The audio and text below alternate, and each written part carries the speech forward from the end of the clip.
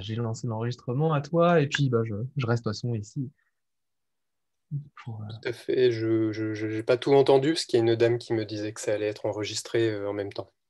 Elle t'a Ouais, coupé la parole, voilà. on est coupé. Bon, je reste à côté au cas où. Ok, ça marche. Ouais, puis on discutera. Eh bien, c'est parti, on va parler de conduite de changement. Bonjour à toutes et à tous. Je me mets en mode présentation. Un tout petit laïus sur ce qu'on va traiter ensemble. Je préfère le dire juste avant en mode de disclaimer. Le but, c'est qu'on va, on va parler ensemble. Donc, vous aurez la possibilité de... Enfin, en tout cas, je vous encourage, je vous invite à allumer votre micro pour poser des questions, pour voilà, intervenir. Le but, c'est de ne pas apporter en gros, des réponses toutes faites, mais plus de questionner. Travailler un peu son esprit critique, se faire un peu sa culture design, culture éthique, culture globale. Donc voilà, on remet en question plus que on tranche, on dit c'est bien, c'est pas bien, et on réfléchit de manière un peu binaire. Là, le but, c'est d'apporter de la nuance. Et comme on parle d'éthique, on va forcément aborder des cas concrets à un moment donné. Le but, c'est pas de pointer du doigt, ah, lui, il a mal fait, c'est pas bien et tout. C'est plus sortir, en fait, s'appuyer sur des cas concrets et en sortir quelque chose qui peut nous aider. Donc forcément, il n'y aura pas d'autorité il faut faire comme ça, la solution miracle c'est ça, et si tu fais pas ça, tu n'es pas un designer éthique et blablabla. Voilà, je préférais commencer par ça. Et puis je vais me présenter aussi, parce que c'est bien de se présenter, comme ça vous saurez connaître un petit peu mon parcours très rapidement. Donc ça fait combien d'années? Ça fait plus de 15 ans, j'ai arrêté de compter, que je suis designer. J'ai commencé par du design industriel. En ce moment, je suis chez Front Guys, donc c'est une petite entreprise qui envoie donc des consultants chez ses clients, où ça peut être des toutes petites missions ou ça peut être des missions longues. Moi, je suis plutôt mission longue. Ça fait un moment que j'interviens dans le B2B, puisque c'est un peu l'enfant pauvre du design.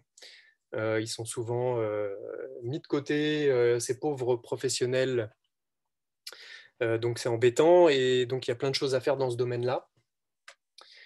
Donc moi, je suis chez Ulysse, la Digital Factory de Vinci Autoroute. Donc là aussi, il y a plein de choses à dire, hein.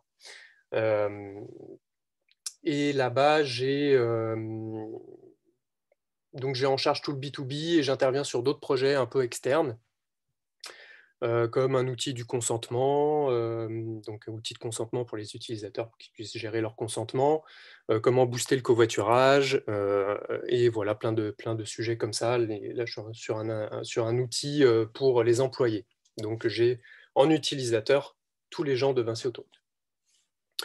À côté de ça, je suis cofondateur de Bloomer et Bloomer Impulse, qui est une toute petite entreprise, encore plus petite que Front Guys, où on met en place des programmes des programmes en gros d'accompagnement basés sur la psycho, les connaissances neurosciences, etc., pour accompagner les gens à s'épanouir dans le milieu pro, surtout ciblé milieu pro, mais forcément ça va avoir une incidence sur le milieu personnel, la sphère privée, quoi. En gros, on aide les personnes à se connaître, à, se, à développer tout un tas de choses en eux qui vont leur permettre d'avancer, de trouver mieux leur place. Et on aide aussi les RH à mettre ce genre de choses en place au sein de leur entreprise, puisque si on tape que les particuliers, on va toucher une personne après l'autre. Les RH, des fois, il y a des RH qui font bien leur travail, il faut le dire, qui ont envie de mettre en place une vraie culture d'entreprise où on fait attention aux gens qui travaillent. Et voilà, ces programmes-là s'intègrent là-dedans. Après, j'interviens en mode freelance sur des petits projets de type environnementaux, écologiques. Voilà. Et en gros, pourquoi on va parler de conduite du changement? Parce qu'en fait, ça fait un moment que je me suis fait cette réflexion-là. Je travaille autant sur le produit, le service que je mets en place, que je travaille surtout la façon dont les gens vont travailler. Donc, je prends autant soin des utilisateurs et utilisatrices que des gens qui créent ce service-là. Donc voilà, je peux remonter à une échelle très très stratégique et puis redescendre à un niveau très opérationnel. C'est ce qui me plaît aussi pour faire en sorte que l'organisme se transforme. Donc voilà, et puis quand on se transforme, on commence par se transformer soi-même. Avant, on transforme les humains et après, on transforme une organisation. Donc voilà, vous savez tout sur moi à peu près, dans les grandes lignes. Je vais vous... Eh ben, on va commencer à parler ensemble. Donc ma première question serait, qu'est-ce que ça vous évoque pour vous ce mot éthique? Donc soit le mot éthique, soit le design éthique, globalement. Donc vous avez la parole, je vous laisse réfléchir pendant quelques petites minutes.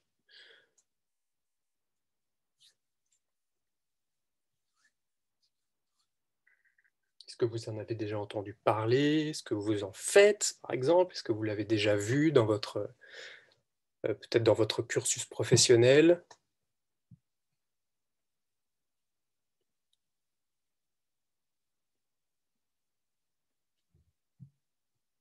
Donc pour les personnes qui n'ont pas forcément de micro ou autre, vous pouvez interagir sur le chat aussi.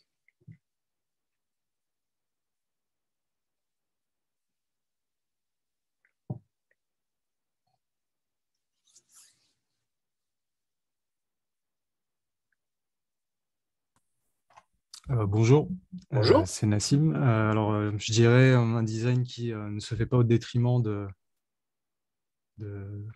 la personne qui utilise le service et de manière éclairée, une utilisation éclairée aussi, qui va amener une utilisation éclairée du service. Ok, donc tu m'as dit un design, je vais prendre en note ce que tu as dit, parce que c'était très bien formulé. Donc un design, en gros, qui n'est pas au détriment des personnes qui vont l'utiliser, c'est ça? C'est ça.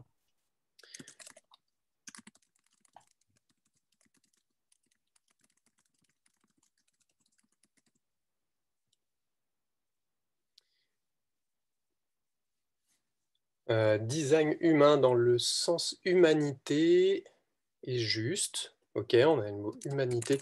N'hésitez pas à développer ce que vous entendez. Par exemple, quand on dit un design qui n'est pas au détriment des personnes qui l'utilisent, c'est-à-dire, est-ce que tu as un exemple ou est-ce que tu veux aller un peu plus loin? Oui, je pensais à tout ce qui est dark pattern, tout ça. On va orienter pour entraîner un bénéfice pour l'entité qui propose le service, mais pas forcément pour l'utilisateur D'accord. au Quand départ. tu dis bénéfice, c'est du bénéfice de quel type? Ça peut être financier, ça peut être en termes d'engagement, voilà. Financier, engagement, ouais, carrément. Très bien, merci pour ce petit partage. Je vais reprendre vite fait ce qui a été dit dans le chat par Marie-France, Marie et Jean-Hugues. Donc on a humanité et juste. On a agir en accord avec les besoins réels de l'humain dans le respect et la bienveillance. On retrouve cette notion de respect. Donc en effet, besoins réels. Qu'est-ce que c'est les besoins réels de l'être humain, tiens d'ailleurs?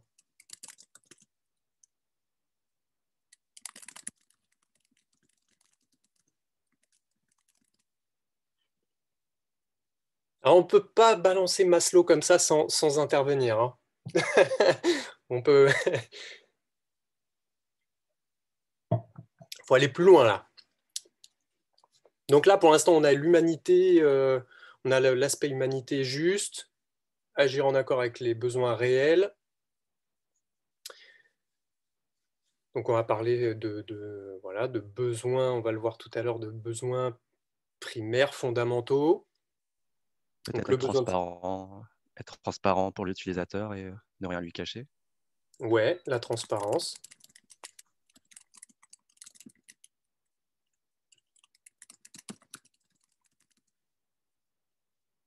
Ah, la morale. La morale. La morale, j'aimerais bien qu'on le creuse, ce petit sujet. Comment vous définiriez la morale, justement?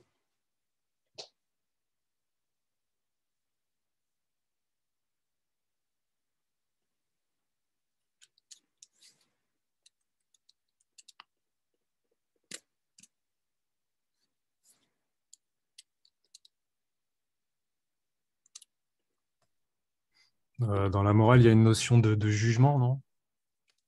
Il y a une notion de jugement, en effet.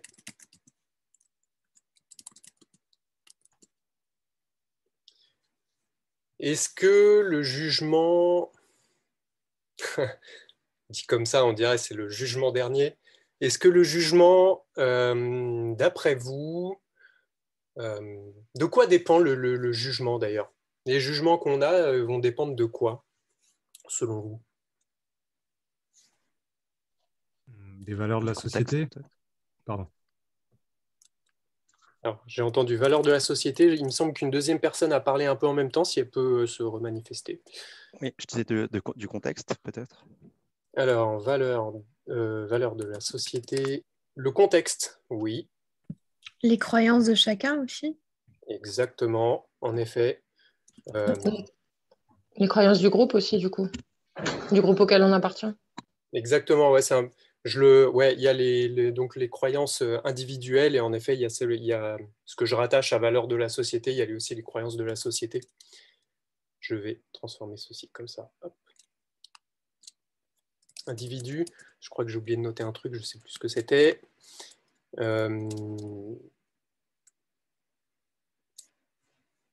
Alors, est-ce que selon vous, du coup, c'est une notion... Alors, il y a l'éducation, du coup, qui joue. Donc, c'est très lié aux croyances, hein, c'est le modèle d'éducation.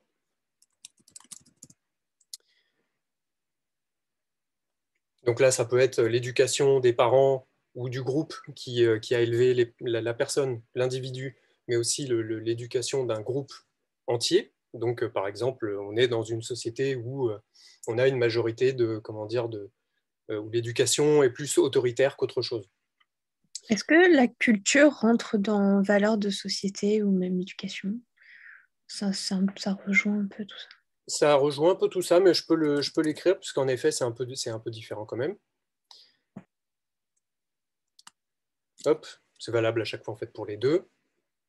Donc en effet, hein, il y a toutes nos croyances, tout ce qu'on croit, tout ce qu'on pense, la façon dont on est.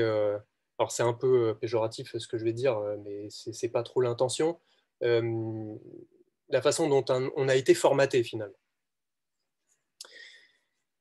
Et vu que ces valeurs, ces croyances, cette culture, cette éducation-là, elle est liée à un groupe d'individus, donc on peut faire des classements un peu dans tous les sens, hein. On peut reprendre la civilisation occidentale dans sa globalité, et à l'intérieur, il va y avoir forcément des nuances, mais elle va être différente d'une culture peut-être asiatique, chinoise, puisqu'on en parle quand même un petit peu beaucoup depuis un an, là, avec les événements liés au Covid. On a l'éducation, après on a des sociétés primaires, primitives.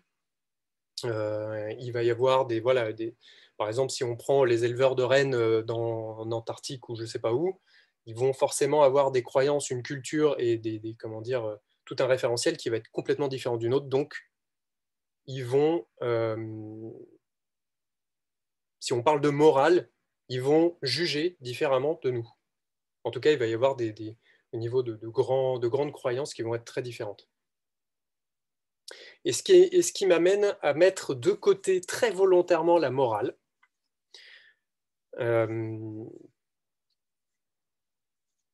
Pour cet exercice-là, je précise,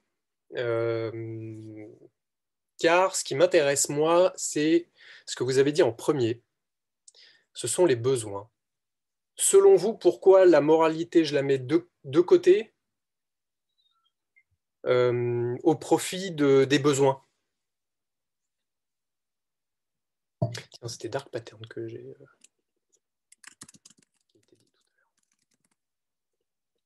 Dark Patterns. Parce qu'on n'est pas là pour juger, mais on est là pour répondre à une nécessité ou une façon d'améliorer la vie de personnes, quoi. Mhm. Peut-être parce que les besoins, ils sont communs à tous les humains, alors que la morale, elle est totalement subjective. Marie, tu es la grande gagnante. Youhou! En effet, donc les jugements vont être différents d'une personne à une autre. Je pense que si je vous prends tous réunis, vous êtes une vingtaine, hein, c'est ça, je ne sais plus où j'ai vu le chiffre. Je pense qu'il y a autant de versions de bien et de mal différentes que de personnes qui sont en train de m'écouter parler, moi inclus. Si par exemple je fais quelque chose, si on arrive avec un jugement, on va se dire ah ouais, mais lui il a raison de faire ça, c'est bien, ah ouais, mais non, il a pas raison, c'est mal parce que, etc. En fait, on va jamais se mettre d'accord. Bon, on a une certaine intelligence, donc on va peut-être réussir à avoir un consensus, mais on va être dans le jugement, donc déjà on va appliquer notre version des faits plutôt que la réalité. Et en effet, les besoins fondamentaux primaires qui ont été cités, par exemple un besoin de sécurité, si je reprends mes Inuits éleveurs de rennes tout à l'heure, il y a de fortes chances qu'un besoin de sécurité soit... Alors, ça va peut-être pas être le même en fonction du contexte. D'ailleurs, c'était ça le mot que j'ai oublié tout à l'heure. En fonction du contexte, ça ne va pas être forcément le même besoin de sécurité, mais le besoin de sécurité est un point commun de tous les êtres. D'ailleurs, je crois même, j'allais dire être humain, mais tous les êtres vivants sur Terre. On a besoin d'être en sécurité, on a besoin alors pour nous de manger de la nourriture pour pouvoir survivre, etc. Donc très important tout ça. Et forcément, le design est un outil qui a forcément des conséquences par rapport à quand on met une solution, quand on conçoit une solution, c'est bien d'aller chercher les besoins des personnes qui seront nos futurs utilisateurs, utilisatrices. Mais c'est important de le resituer dans un système global, dans un système complet, donc voir la chose de manière vraiment systémique, puisque son besoin, forcément, si c'est par exemple, on est en train de créer un GPS, admettons, enfin une solution de cartographie en temps réel, etc., on va faire appel à des GPS, etc. Et tout. Ça va être cool. Mais globalement, quels sont les besoins fondamentaux, etc. Pourquoi on recherche son chemin? Pourquoi un système de cartographie est la solution, pour le coup? Ça se trouve, c'est peut-être une solution, peut-être moins coûteuse, etc. Donc, on va se poser toutes ces questions-là. Est-ce que quelqu'un a envie de compléter ou d'enrichir, de partager, justement, ou même de compléter, dire quelque chose qui n'aurait pas forcément été dit?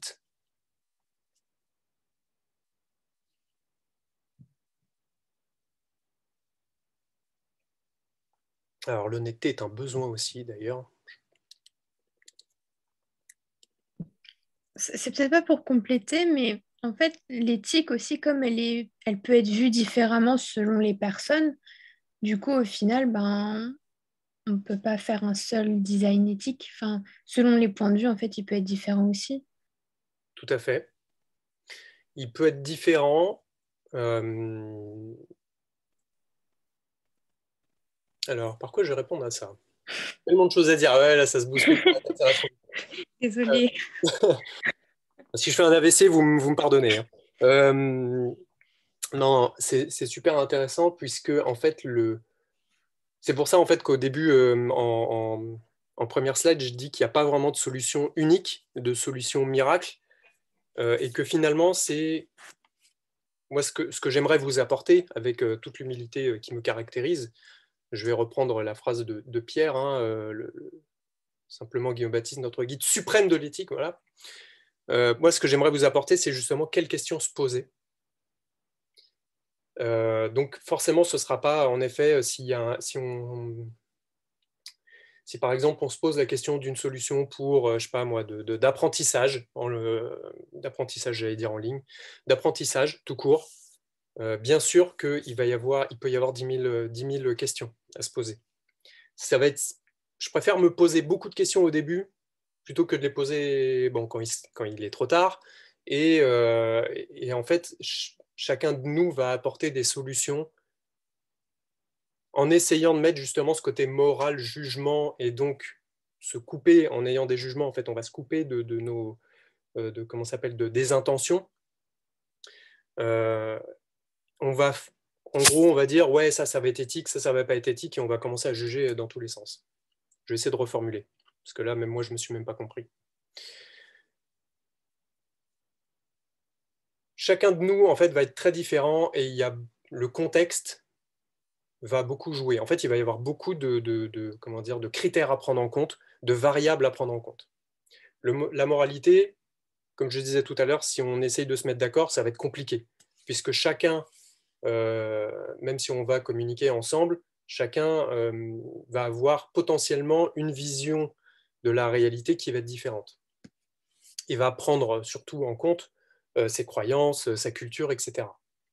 Ce qui peut venir enrichir le débat. C'est pour ça que je l'exclus uniquement de notre conversation, de la table ronde et de l'atelier qui va suivre, mais que clairement, ce n'est pas forcément à exclure. Si on prend le seul biais qui peut y avoir, c'est de réfléchir uniquement de manière locale. C'est-à-dire, je vais m'intéresser à un groupe d'individus. Par exemple, je parlais de l'Asie tout à l'heure, donc je vais apporter une solution pour des personnes asiatiques qui vont donc avoir la croyance, la culture. Je vais m'adapter à ça, à l'éducation qu'ils ont eue. Mais ça veut dire que mes réflexions ne vont plus être orientées. Bon, alors déjà, le système risque d'être complètement hors sujet pour un autre type de population, ce qui est dommage. Peut-être qu'il sera beaucoup plus adapté aux gens pour qui je le fais, ce qui fait que ça va être encore mieux pour eux. Ils vont peut-être avoir encore plus de bénéfices. Mais si j'en oublie, par exemple, si je prends, par exemple... on ne l'a pas encore dit, donc je vais le dire après. Si, par exemple, je prends le critère environnement dans l'équation, ça veut dire que je fais quoi? Ça veut dire que je prends le contexte asiatique uniquement ou je prends le contexte de la Terre entière? Si je fais une solution de GPS, il va falloir que je mette des satellites dans l'espace, que je sorte du kérosène pour les envoyer dans l'espace, c'est quand même un coût. Il y a des gens qui tout se trouve sur Internet, hein, combien ça coûte d'aller mettre un satellite en orbite pour pouvoir avoir des données GPS de qualité et tout, machin. Du coup, ça risque d'être fortement au détriment de l'environnement global. Donc, en fait, je fais un truc pour le marché asiatique, mais tout le monde, c'est au détriment de tout le monde. Donc, ça va être la force qu'on a, ça va être de poser des questions et d'essayer de voir la chose dans sa globalité. D'où le côté moral jugement. Moi, j'essaye d'avoir quelque chose d'homogène pour tout le monde. Et vous avez mis le doigt dessus en parlant de besoin.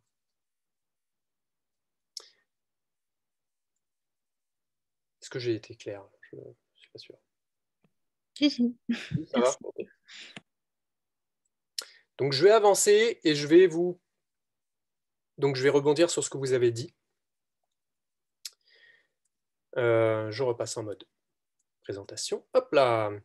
Et je vous ai listé des petites thématiques. En gros, l'éthique, c'est un océan, c'est un univers entier de critères potentiels. En fait, c'est un angle de vue.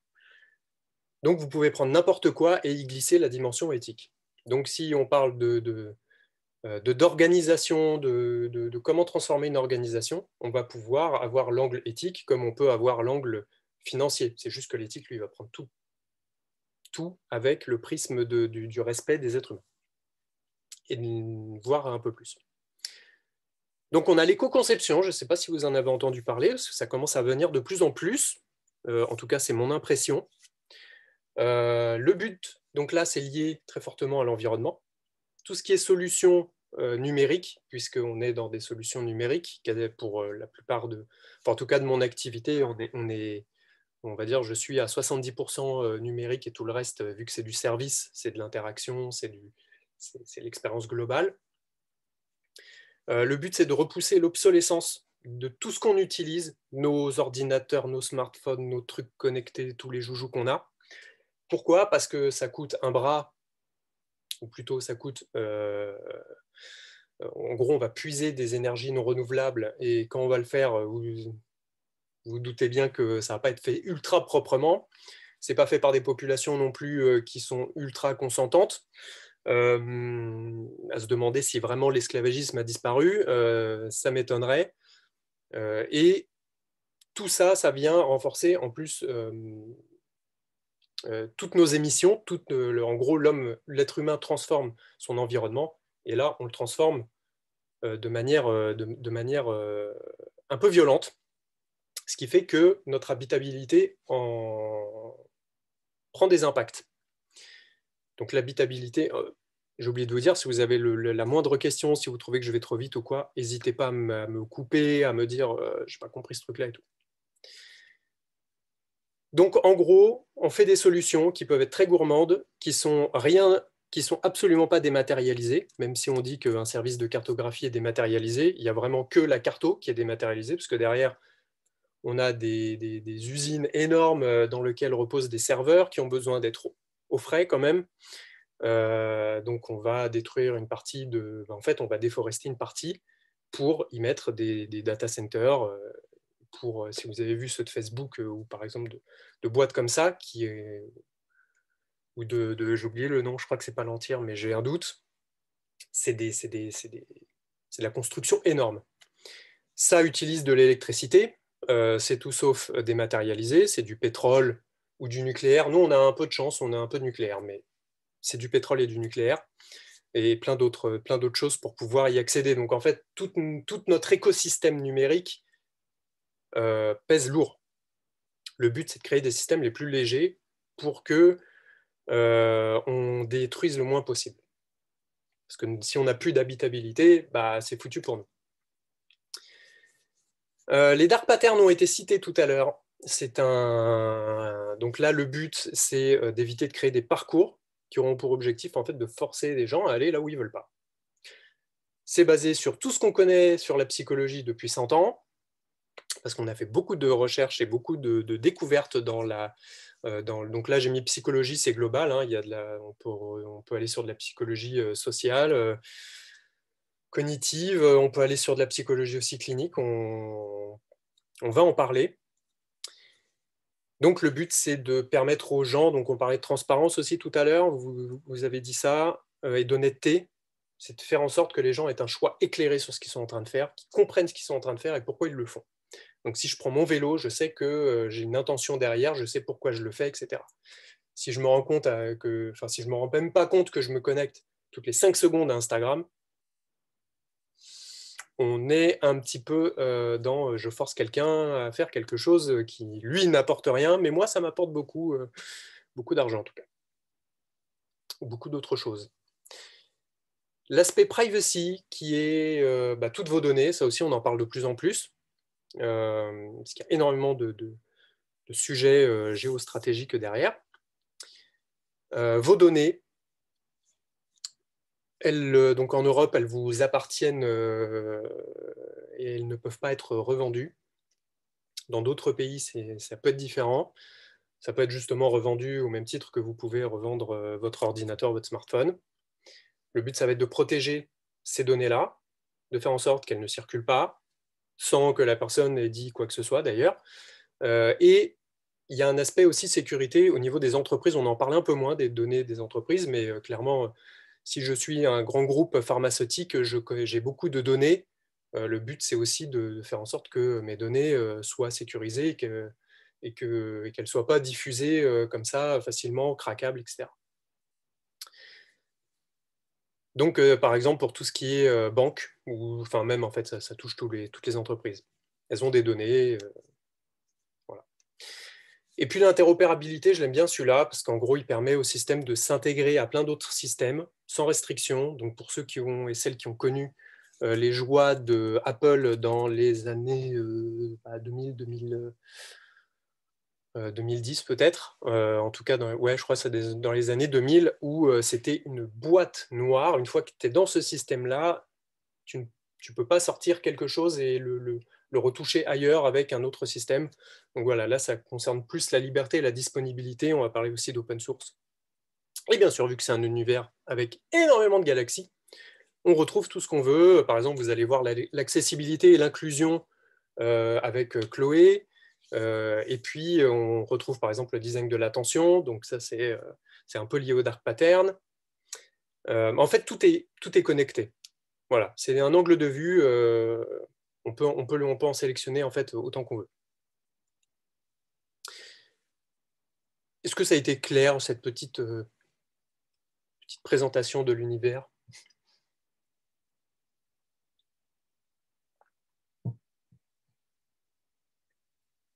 J'imagine que oui.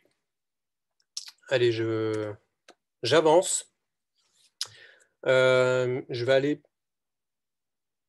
un poil plus vite, je ne sais même plus si je suis dans les temps. Alors, vous avez déjà répondu en fait à cette question-là, pourquoi avoir une démarche éthique? Vous parliez de besoins tout à l'heure. Et ben, c'est exactement ça. Pourquoi avoir une démarche éthique? Puisque clairement, on peut aussi être très...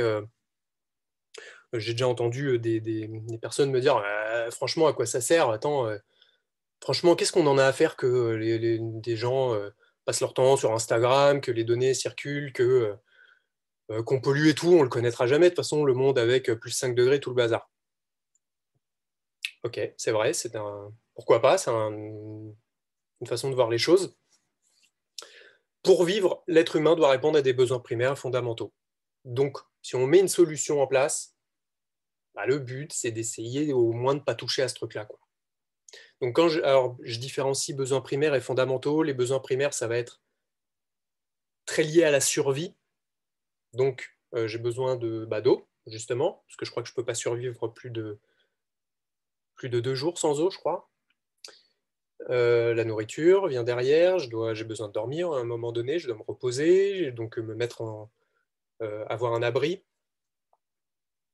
Qu'est-ce qu'il y a d'autre d'ailleurs comme besoin primaire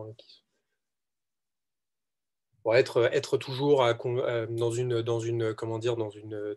température qui me permet de vivre, donc, enfin de survivre. Donc, si on pouvait éviter de dépasser, d'aller en dessous du 0 et au-dessus du 40, ça devrait être pas mal. Déjà au-dessus du 30, c'est déjà difficile. Voilà, et normalement, je devrais être au moins à peu près en bonne santé. Et les fondamentaux, c'est ce qui va me permettre, moi, en tant qu'être humain, de m'épanouir. Donc, je vais avoir des besoins de me sociabiliser, par exemple. Donc, de me connecter à d'autres êtres humains, ou de me connecter à autre chose, d'ailleurs, hein, si c'est un arbre, à je sais pas, des fourmis, des plantes, des trucs. Je vais avoir besoin de contribuer, ce qui fait qu'on va vivre en société. Je vais avoir besoin de... Ah, dans les besoins primaires, il y a aussi faire perdurer l'espèce quand même, donc se reproduire et maintenir l'espèce, quoi. Donc, et tout ce qui est fondamentaux, par exemple, se mettre en empathie avec quelqu'un, etc., ça en fait partie. Bref, là, il y a beaucoup plus de besoins. Vous pouvez trouver les listes précises sur Internet, hein, il y a tout ce qu'il faut. Donc, pour y répondre, pour y répondre à ces besoins, on modifie notre environnement, on vit en société, on échange des biens et des services. C'est vrai que je n'ai pas parlé du système économique, mais on a un système qui nous permet d'échanger des biens ou des services ou ce qu'on veut, grâce à de la monnaie.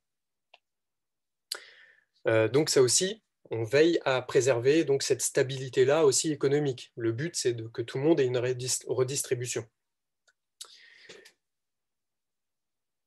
Et pour ceci, pour essayer d'avoir une vision, d'avoir comment dire, un angle de vue, une réflexion sur ce que je vais faire comme solution, ou si je dois analyser une solution, ce qui va être votre cas, j'essaye de décrire une sorte d'équilibre.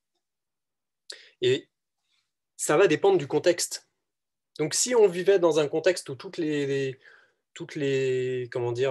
ressources étaient à volonté, comme ça a été décrit il y a 200 ans par je ne sais plus qui, et sur lequel repose notre système économique, tout est à volonté, on peut se servir, en fait non, dommage. Mais si c'était vraiment le cas, si on avait donc de l'énergie, du pétrole, etc., à volonté, sans détruire la planète, et que tout le monde puisse vivre de manière très équilibrée, c'est pas le même contexte que en fait non, là on détruit un peu trop vite. Et genre au mois d'août, on passe le cap de on a utilisé toutes les ressources de la planète pour un an. Il y a encore quelques mois à assurer derrière, malheureusement. Donc, je reprends le contexte, très factuellement, dans quel cadre de vie on vit. Oui, mais les ressources illimitées, c'est pas lucratif. Ah bah ouais, mais alors c'est là que le serpent se mord la queue. C'est pas lucratif dans ce paradigme-là. Mais il peut y avoir beaucoup d'autres choses. Par exemple, si on s'appuie sur le côté justement PIB, donc je ne suis pas forcément le meilleur pour en parler, mais ça a été quelque chose qui m'a beaucoup intéressé à une époque. Cette histoire de PIB, bah, en fait, sachez que des associations ne rentrent absolument pas dans ce calcul-là. Pourtant, elles produisent énormément de valeur, elles favorisent beaucoup de choses au niveau social, environnement, au niveau... ça peut même, tout ce qui est association qui aide les gens à se remettre dans ne serait-ce que dans le travail, bah là, il y a un lien direct en fait, avec le travail et la production de valeur. Ça compte pas.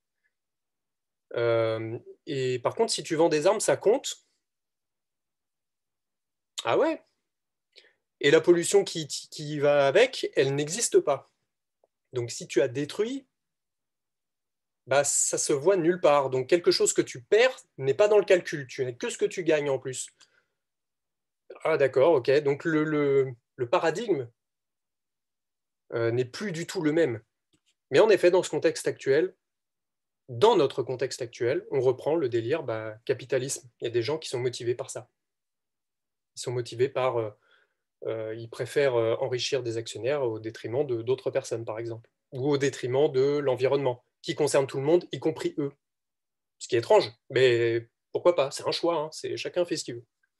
Donc je vais calculer, moi, tout ce que les gens y gagnent et tout ce que les gens y perdent. Et quand je dis les gens, c'est tout le monde. Ce n'est pas uniquement mes utilisateurs, c'est... si je veux des joujoux connectés avec de la 5G, ça va être au détriment de la population qui va aller extraire tous les métaux rares, tous les trucs pour reconstruire des nouveaux smartphones, des nouveaux terminaux, des nouveaux objets connectés, etc. Ça peut être des enfants, ça peut être... Ok, on ferme les yeux. Donc eux, ils y perdent. Là, en gros, là, je le rends visible, ce qu'on y perd. Qu'est-ce que vous en pensez de cet petit équilibre? Et après, ça va être à vous de vous y coller. On va se travailler un peu.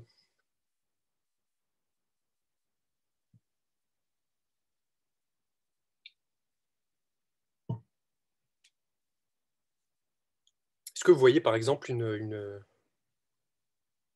limite ou quelque chose qui n'est pas cohérent, par exemple? Parce que ça, c'est un outil dont je me sers régulièrement, mais voilà, hein, il n'est pas fini et je pense qu'on peut tous, on peut tous l'améliorer et s'en servir différemment. J'ai une question, c'est que du coup, on fait une espèce de balance entre les deux. C'est ça. Donc, on va énumérer, par exemple, tout ce qu'on y gagne. D'accord. En face, tout ce qu'on y perd. Par rapport à plusieurs critères, donc je vais reprendre l'épanouissement individuel. Donc vous avez bien, quand on parlait de moralité, vous avez bien cerné ça, l'individuel et le collectif, le côté société. L'environnement et l'économique. Donc par exemple, si c'est je vais essayer de prendre des exemples qui peuvent être très parlants. Je vous ai parlé tout à l'heure en effet, j'ai plein de joujoux 5G, super et tout, donc au niveau économique, nous, la société occidentale va y gagner. Enfin, j'espère que ça va créer au moins quelques emplois, ne serait-ce que l'installation des antennes, non, même pas la création des smartphones en fait, la vente des smartphones, mais bon, ok, ce sera toujours les mêmes finalement, c'est juste une activité qui continue. Si on avait les mêmes, ça ne changerait pas grand-chose. Mais il y aurait peut-être un regain économique éventuel. Au niveau environnement, je pense qu'on va vers les je ne sais pas combien de degrés en plus, donc nous, on y perd, société occidentale, et tous les autres aussi, puisque, d'ailleurs, on le voit, hein, c'est les plus pauvres qui mangent le plus cher en période de transition climatique où la hausse des eaux déjà plonge toutes les villes dans l'eau. Et puis ceux qui sont pauvres, bah, ils n'ont pas les moyens de faire face à ce genre de choses, à construire des trucs, des plateformes en béton, je ne sais pas quoi. Ils vont prendre, ils vont avoir leur lot de maladies liées à la flotte en plus, et puis voilà, il n'y a plus. Si je prends par exemple une solution du type, j'ai oublié le nom, un truc genre Deliveroo. Deliveroo, donc ceux qui y gagnent, c'est ceux qui se font livrer, surtout s'ils habitent loin d'un endroit, ou s'ils habitent en race campagne ou autre chose, ça peut être cool. Si tu viens de te casser les 2 jambes, bah, c'est pareil, tu n'as pas trop envie de te déplacer. Voilà, il peut y avoir plusieurs cas de figure où il y a un réel bénéfice. Bon, ceux qui perdent, donc ça c'est à voir. Mais en tout cas, c'est un peu limite. C'est toutes ces personnes qui livrent, qui ne sont pas forcément super bien rémunérées. Il n'y a pas de CDI, il n'y a pas tous ces trucs-là. D'ailleurs, dans l'actualité, j'ai vu passer que le système Uber avait été condamné, justement à cause de ça. Parce qu'en gros, tu n'as pas toute la protection qu'une entreprise peut te permettre, une protection à laquelle tu peux accéder quand tu es dans une entreprise en mode CDD ou CDI, en fait. Donc, en fait, ils se reposent au détriment de certaines personnes, ils apportent un bénéfice pour d'autres. Et puis derrière, il faut qu'il y ait de la bouffe à peu près correcte, parce que si c'est que de la malbouffe, du coup, tu transformes un comportement. Les personnes qui vont devenir, en plus, on le sait, notre cerveau a tendance à être feignant. Enfin, le but, c'est d'économiser le maximum d'énergie, au cas où quelque chose de plus énergivore arriverait. Bah, ce qui fait qu'on n'a pas trop envie de se déplacer si on a des solutions à notre portée de pouce, je dirais. Ce qui fait que on risque peut-être de manger beaucoup plus mal qu'avant, peut-être beaucoup mieux pour certains, donc c'est aussi un risque. Et est-ce qu'on y gagne? Si on plonge dans la malbouffe, on voit déjà ce que ça fait à l'heure actuelle. Si on renforce en plus ce truc-là, beaucoup de gens risquent d'y perdre suivant leur niveau de santé, s'ils font du sport, etc. Ça, c'était un petit exemple pour illustrer. Donc, je vais mettre ce qu'ils y gagnent, ce qu'on y perd, et suivant différents critères: épanouissement individuel, société, environnement, économique. Alors, normalement, il me semble que vous êtes tous en alternance, donc que vous travaillez dans une entreprise. J'espère que Pierre, je ne me suis pas trompé. C'est tout à fait ça. Okay. On va passer ce qui nous reste de temps à réfléchir sur un cas concret. Donc, munissez-vous d'un petit carnet, d'un petit stylo, quelque chose pour noter, puisque ça va nous servir aussi pour mercredi pour l'atelier. Je vais vous demander instinctivement, si on se place sur une échelle, donc c'est grossier, volontairement, de 0 à 10, d'ailleurs j'ai mis de 1 à 10, c'est de 0 à 10, où se trouverait l'entreprise où vous travaillez sur une échelle éthique par rapport à tout ce qu'on vient de se dire. Donc je vous laisse, je ne sais plus, 3-4 minutes pour y réfléchir.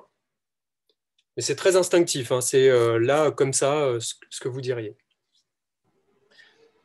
N'hésitez pas à dire dans le fil de discussion, ça peut être intéressant d'avoir une vue d'ensemble. Tout à fait, ouais. D'ailleurs, je vais faire le jeu, puisque je ne vais pas dire front guys, puisque ce serait un peu compliqué. Je vais prendre Vinci Autoroute.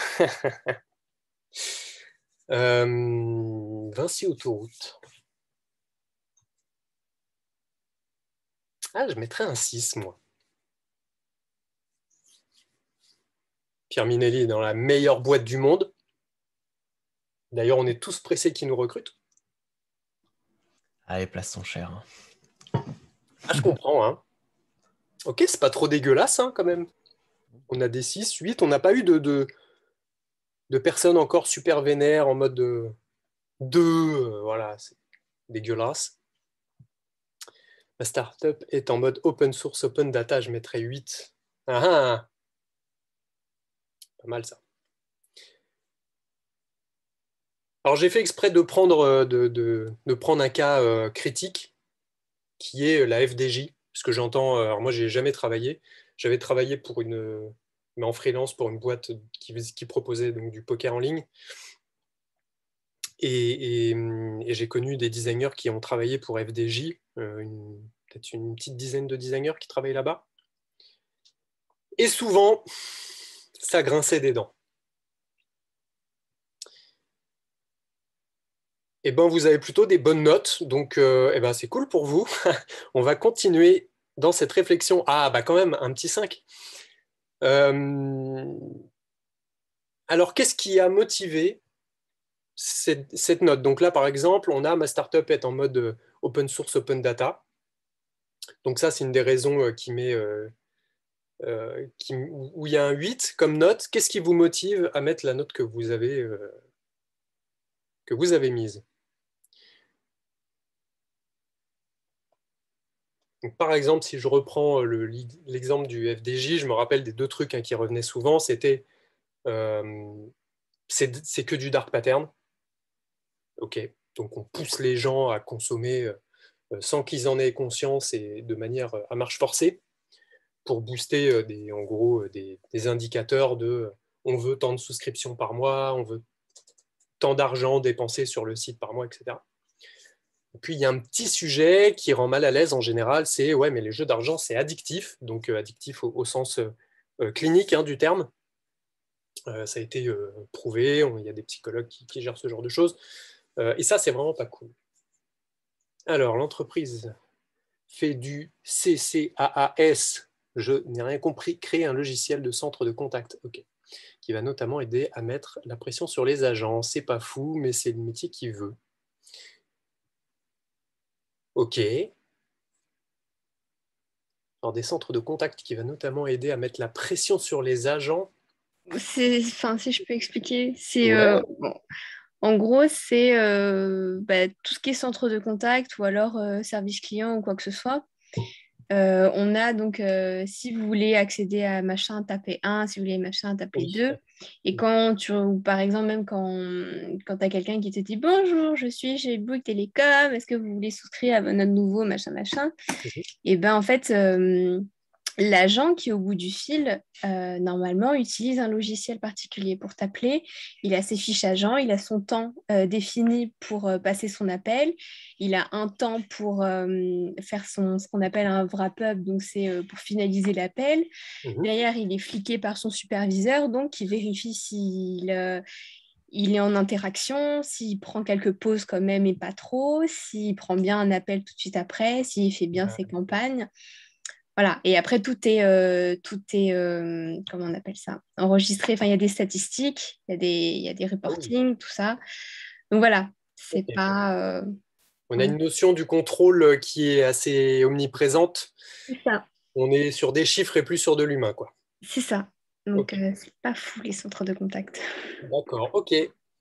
Alors, Bastien, pour mon entreprise, 8, la transmission du savoir-faire par la passion à moindre coût. Et pour tout type de personnes, profil, ça a l'air d'être plutôt sympathique. Oui, tout à fait. Du coup, j'en témoigne effectivement. C'est ce Ouais. côté, voilà, on va leur faire forcément faire un petit peu d'argent parce que c'est bon, un peu pas l'intérêt de tout patron. Voilà, ce qui est normal. Mais c'est pas le truc premier en fait. Ils veulent vraiment transmettre le savoir-faire par la passion et comme en plus ils veulent donner ça aux gens, ils cherchent des solutions de financement pour les formations qu'ils proposent, etc. Donc voilà, c'est pour ça que je leur donne un bon 8 pour le côté humain. S'ils nous entendent. Je vais rebondir sur ce que tu as dit, parce qu'il y a un sujet qui est assez intéressant, et d'ailleurs ça rejoint le petit exemple FDJ exprès.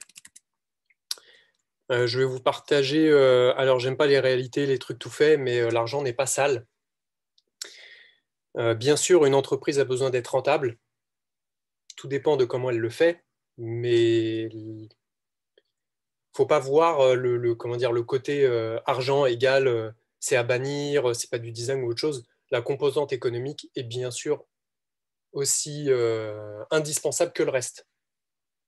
Et en effet, si tout le monde parle d'éthique et tout, machin, en tout cas, si ça vient depuis quelques années, et ça fait un moment que c'est parce que moi, quand j'étais dans mes études, on en parlait déjà du design, dans le design produit industriel.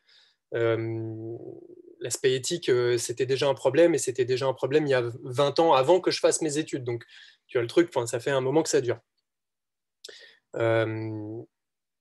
Tout dépend, je reviens toujours à cette échelle, hein. Tout dépend de comment on le fait, et le côté économique permet derrière une redistribution potentiellement des richesses le plus égale possible, le mieux possible, et donc ça a des répercussions sociales et donc individuelles.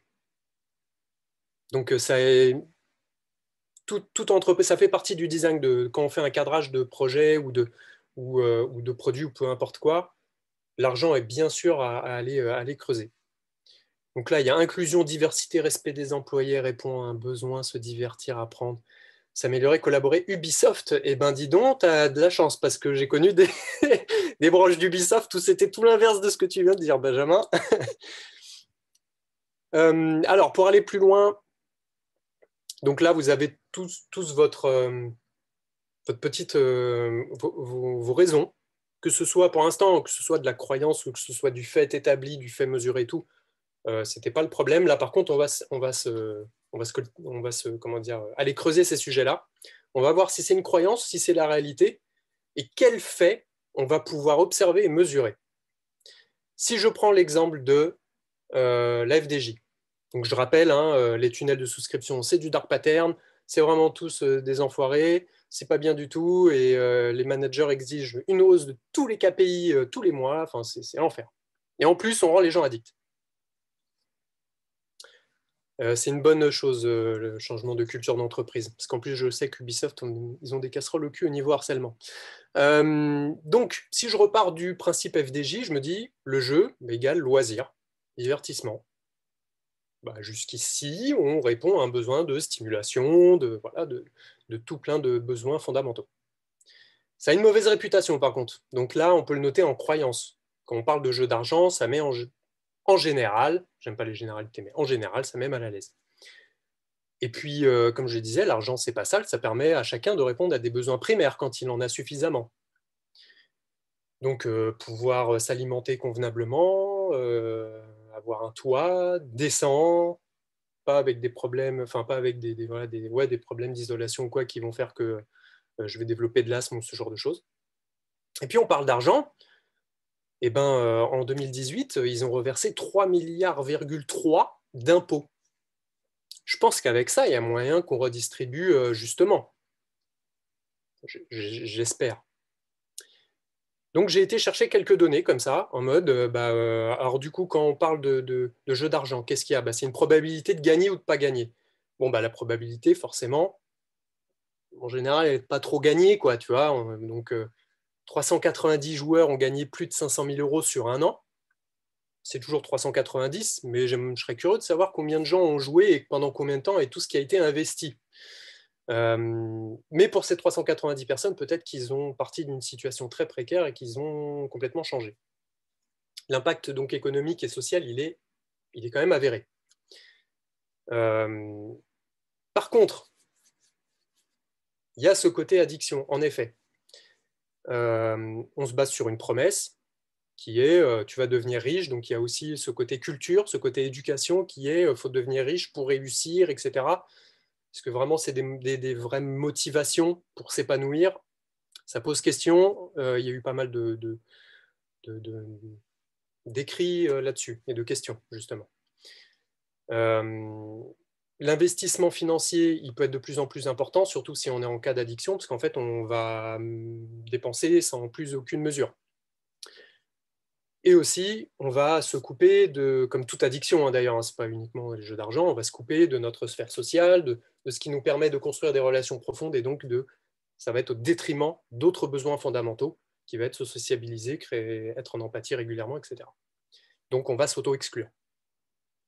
Donc, tout n'est pas mauvais, mais il y a des risques. Donc le but du jeu pour vous, ça va être d'essayer d'observer certaines choses par rapport à ce que vous m'avez dit. Donc ils essayent de changer la culture d'entreprise. Donc qu'est-ce qu'ils ont essayé de changer? Ils partaient de quoi?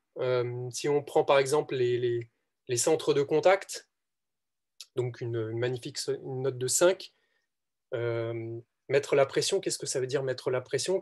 Donc, tout à l'heure, tu as énuméré les reportings. Et puis, il commence donc à faire des fiches sur les gens pour les comparer, pour voir qui, en gros, fait mieux son travail, mais ils vont plus regarder ceux qui ne le font pas très bien.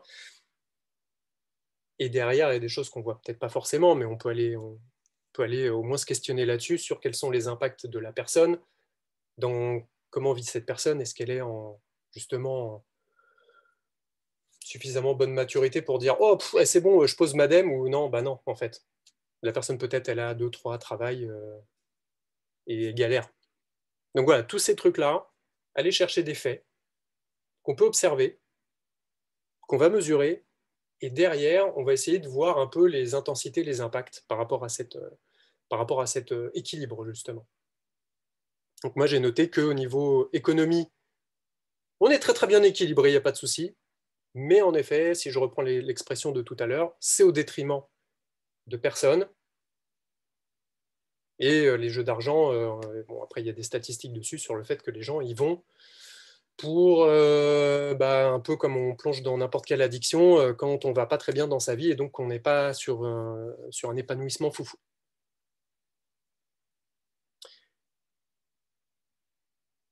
Et pour démarrer toute conduite de changement, qu'elle soit éthique ou non, eh bien, on fait un mini rapport d'étonnement.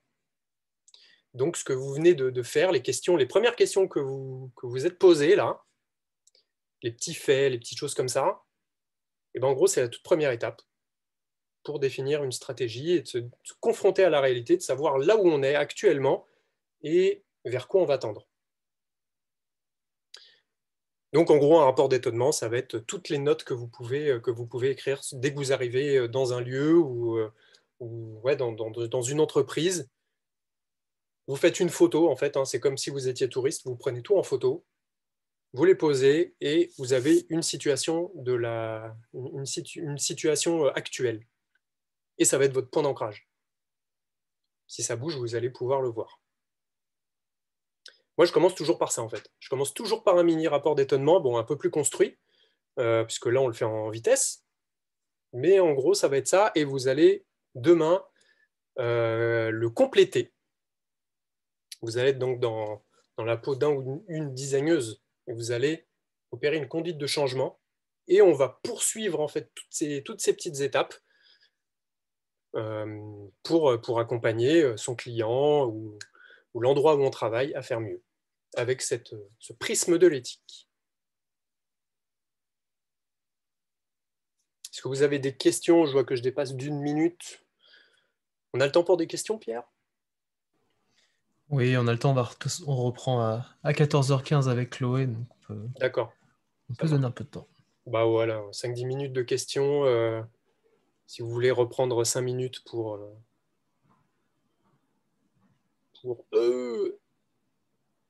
réfléchir à justement ces petites croyances, ces petites réalités. Oui, j'ai une question. Ouais. Guillaume, du coup, le rapport d'étonnement, c'est ce que tu as fait sur les lignes directrices, c'est ça, ou c'est l'équilibre que tu Alors, au début?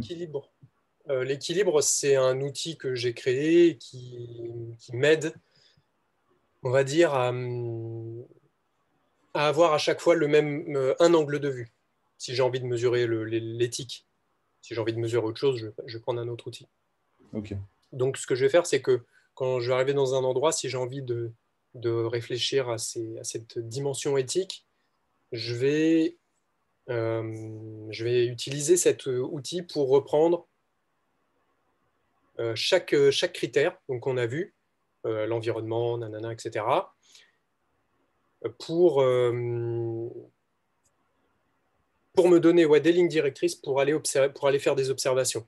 Si je reprends l'environnement, un exemple tout bête, j'ai refondu un site qui vend des savons et qui vend des produits autour du zéro déchet. Donc autant vous dire qu'au niveau low-tech, site léger et tout, ils ont intérêt à être ils ont intérêt à être cohérents avec leurs produits déjà. Donc faire quelque chose de simple, etc. Quand on m'a filé la conception que le client avait fait, il y avait énormément de choses, énormément de de fonctionnalités. C'était un e-commerce limite aussi compliqué qu'un site qui vend de tout, type, je sais pas moi, qu'est-ce que je connais comme site, un rue du commerce, enfin peu importe, un Fnac, c'était très très complet. Donc là, si je prends la dimension environnement, je vais regarder un peu qu'est-ce que ça coûte actuellement, pour quel bénéfice. Je pense que si c'est pour acheter des 3-4 savons, parce qu'ils n'ont pas non plus une gamme de produits énorme, bon, bah, franchement, est-ce qu'un moteur de recherche, c'est utile? Non, allez, ça dégage. Est-ce que ça, c'est utile? Non, ça dégage. Quel est le minimum, en fait, et comment on peut optimiser le site pour qu'il soit le plus léger possible, et à la limite que vous puissiez le communiquer même. Donc, on a fait un gros travail dessus. Si je reprends l'aspect social, etc., j'aurais observé d'autres choses. Et j'aurais toujours observé les bénéfices qu'on en tire, leur intensité. Est-ce que c'est vraiment un gros bénéfice, ça révolutionne tout, ou est-ce que c'est un tout petit bénéfice? Et pareil pour tout ce qu'on en perd. Ok. Et au contraire, et un autre, je sais pas, une autre situation dans laquelle j'ai été confronté pour un constructeur automobile, par exemple. Ils se sont mis donc aux voitures électriques. C'était sûr, puisqu'il y a quelques années, il y a 5-6 ans, l'Europe a communiqué sur la loi tombe telle année, donc si vous ne respectez pas chaque kilomètre parcouru par un véhicule thermique, avec de l'essence, du diesel, peu importe, ça va être tant d'euros. Donc autant dire qu'au mois de janvier-février, en début d'année, ils étaient déjà à 3 milliards d'euros, hein, si on faisait le calcul maintenant. Donc ils devaient tout mettre en œuvre pour mettre des véhicules électriques. Sur le papier, ça a l'air d'être super séduisant. On se dit qu'au niveau environnement, ça va tout révolutionner, c'est super cool. Mais qu'est-ce qu'on fait des millions de véhicules qui roulent actuellement? On les met où? Même si l'Europe a une petite habitude de tout mettre en Afrique dès que ça les dérange, il y a un moment donné, c'est quand même une catastrophe écologique de mettre plus d'1 million de véhicules qui squattent dans des parkings à la poubelle. Donc, en fait, là, au niveau équilibre, alors déjà, les véhicules électriques, c'est aussi un poids énorme en termes de construction. Donc, il faut tout reconstruire. Donc, c'est vrai que ça va donner du travail aux designers, aux ingénieurs, etc. C'est pas non plus 40 millions de personnes. C'est pas les gens les moins friqués du monde, d'ailleurs. Enfin, c'est pas les... Oui, c'est ça, si c'est ça, ils sont quand même plutôt bien payés. Et derrière, toutes les personnes qui vont avoir besoin d'un véhicule, elles vont devoir se débarrasser d'un véhicule, de leur véhicule actuel, et d'en racheter un nouveau qui est 2 fois plus cher, voire un peu plus d'ailleurs. Au niveau social, on a vu qu'il y a eu quelques revendications type gilet jaune, les obliger à, à racheter un véhicule plus cher pour l'environnement. Enfin, peut-être que eux, leur problème, c'est déjà d'avoir suffisamment à bouffer le midi, quoi. Donc, si on reprend dans un système global et le mettre dans les bénéfices, les pertes, les impacts, les intensités, ça va servir à ça. Donc moi, avec cet petit outil, j'ai montré que c'était une catastrophe écologique. Mais après, Ok. voilà, c'est une piste. Yes, super intéressant. Qu'il y a d'autres questions? Il y avait aussi un autre... est-ce que vous avez d'autres questions? Sinon, j'ai un dernier exemple, mais au pire, si on n'a pas... s'il y a une question, je peux en parler demain de l'exemple.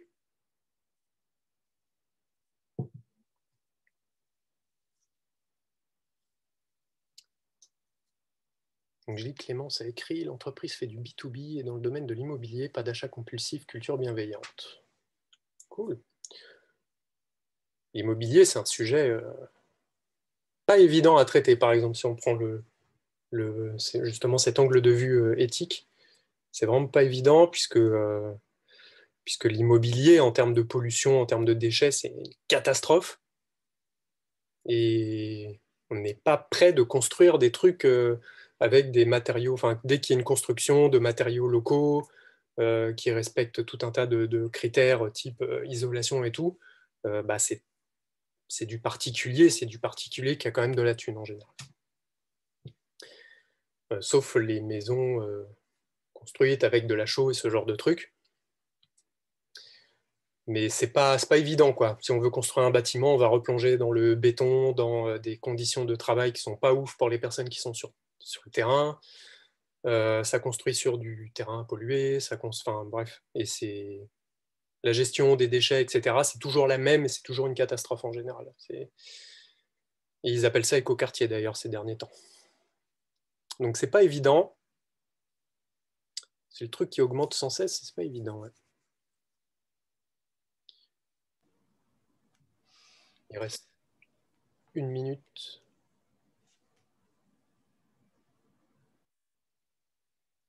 Donc demain, mercredi, on va faire un atelier, on va reprendre ces données-là et on va dérouler, on va explorer 2 méthodes de transformation que moi j'utilise tout le temps.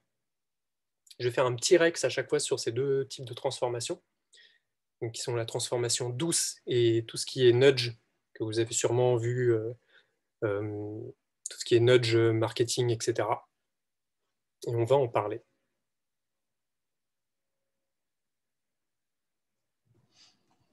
Top. En tout cas, merci beaucoup, Guillaume, pour nous avoir éclairé un petit peu. On en avait parlé ce matin de ce besoin d'avoir un œil critique vis-à-vis de la société dans laquelle on est et pour mieux comprendre les projets qu'on allait aborder. Donc là, tu nous as donné une nouvelle clé de lecture qui, je pense, était importante à avoir parce que c'est quelque chose qu'on ne pense pas tant impacter. Et en tout cas, voilà, c'est des questions qu'il faut se poser. Et en tout cas, on sait que l'arrivée d'itération sur nos projets va nous amener à toucher un petit peu les modèles de l'entreprise, modèles qu'il faut comprendre. Tout à fait. Donc ça, c'est génial. Ouais. Donc, on se retrouve donc avec les UX18, on se retrouve donc mercredi, effectivement, pour le workshop qui sera spécialement centré là-dessus. On va se faire un tout petit break et on va se retrouver après avec Chloé. N'hésitez pas, alors avec Guillaume, Guillaume, je sais que tu es très actif sur la communauté de Notre Panique, donc n'hésitez pas à le retrouver. On a bien sûr une chaîne qui s'appelle Design Éthique, sur laquelle vous pouvez échanger et vous pourrez avoir la chance de crash tester différents outils. Ça, c'est des choses qui arrivent assez fréquemment. Eh ben, merci à vous pour votre écoute. Et je vous dis à mercredi et bravo pour les notes. Ça fait beaucoup de 7 et de 8. C'est même agréable. Ouais. Et ça, c'est le luxe d'être en alternance et d'avoir eu la possibilité de choisir à peu près les entreprises dans lesquelles tu bosses. Ça, c'est sélectionné. Non, mais c'est cool.